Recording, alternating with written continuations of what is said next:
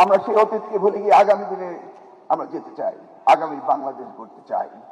আর আগামী বাংলাদেশ গড়তে হলে একটি নতুন প্রজন্মকে, নতুন ভাবনাকে, নতুন চিন্তাকে, চেতনাকে নিয়ে কাজে লাগাতে হবে। সেই কাজটি করার নির্দেশ দিয়েছেন আজকে প্রধানমন্ত্রী জনাব তারেক রহমান।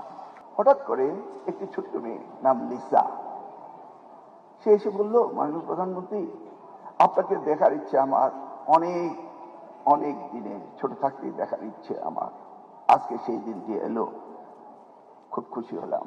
এই বলেই সে কান্না শুরু করে দিল। মাননীয় প্রধানমন্ত্রী জানতে চাইলেন, লিসা তোমার কি হয়েছে?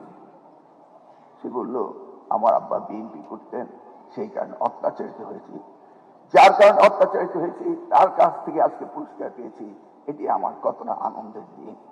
এই ছোট্ট ঘটনাটি এখানেই ঘটে গেল। আমরা সেই অতীতকে ভুলে গিয়ে আগামী দিনে আমরা যেতে চাই, আগামী বাংলাদেশ গড়তে চাই। আর আগামী বাংলাদেশ গড়তে হলে একটি নতুন প্রজন্মকে, নতুন ভাবনাকে, নতুন চিন্তাকে, চেতনাকে নিয়ে কাজে লাগাতে হবে। সেই কাজটি করার নির্দেশ দিয়েছেন আজকে প্রধানমন্ত্রী জনাব তারেক রহমান।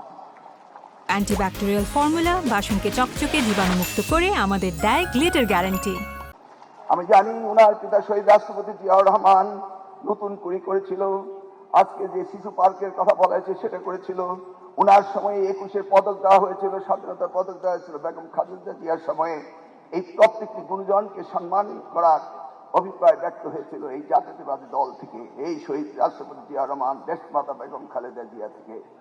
আজকে আমরা দেখতে পাচ্ছি আমাদের প্রিয় প্রধানমন্ত্রী, তিনি আমাদের তরুণ প্রজন্ম, আগামী প্রজন্মকে কত না ভালোবাসেন, কত না তাদের কাছে টেনে নিয়েছেন।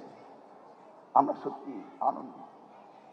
কয়েকদিন আগে 20শে জুন আর্মি স্টেডিয়ামে সারা বাংলাদেশ থেকে এই 22 লক্ষ ক্ষুদে খেলোয়াড় আমাদের প্রাথমিক স্তরে তারা ফুটবল খেলতে এসেছিল, তাদের প্রতিযোগিতা হয়েছিল।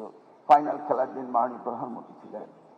আমি দেখেছি সেই দিন তিনি আবারও বলেছেন যে প্রাইম মিনিস্টার গোল্ড কাপ করা হোক, বাংলাদেশের সকল শিক্ষার্থীকে যেন আনন্দ মেলায় ভাসিয়ে দেওয়া যায়, তারা যেন মোবাইল আসক্ত, তারা যেন ড্রাগের আসক্ত থেকে বেরিয়ে আসতে পারে, সেই জন্য তিনি পরিকল্পনা নিয়েছেন। তিনি শিক্ষা খাতে বাজেট বাড়িয়ে দিয়েছেন, আমরা সেদিকে কাজ করছি। তিনি ওয়ান টিচার ওয়ান ট্যাব সেই ব্যবস্থাটি করছেন, মাল্টিমিডিয়া ক্লাসরুমের ব্যবস্থা করছেন। আগামী প্রজন্মকে সত্যিকারে এই শিশুদের থেকে আমরা যেন সত্যিকার অর্থে শিক্ষার্থী বের করে নিয়ে আসতে পারি, আমাদের দেশকে গঠন করতে পারি। আমি বক্তব্য না বাড়িয়ে আবারও ধন্যবাদ দিয়ে বলবো, মাননীয় প্রধানমন্ত্রী, যে প্রত্যয় আপনার রয়েছে, যে নির্দেশনা আপনার রয়েছে, যেভাবে আপনি জাতি গঠন করতে চান, ইনশাআল্লাহ কথা দিচ্ছি আমাদের মন্ত্রণালয় আমরা সকলকে নিয়ে আপনার এই অভিপ্রায়কে সার্থক করব, এই আশা ব্যক্ত করে আমি এখানে বিদায় নিচ্ছি। আল্লাহ হাফেজ। বাংলাদেশ জিন্দাবাদ। আসসালামু আলাইকুম।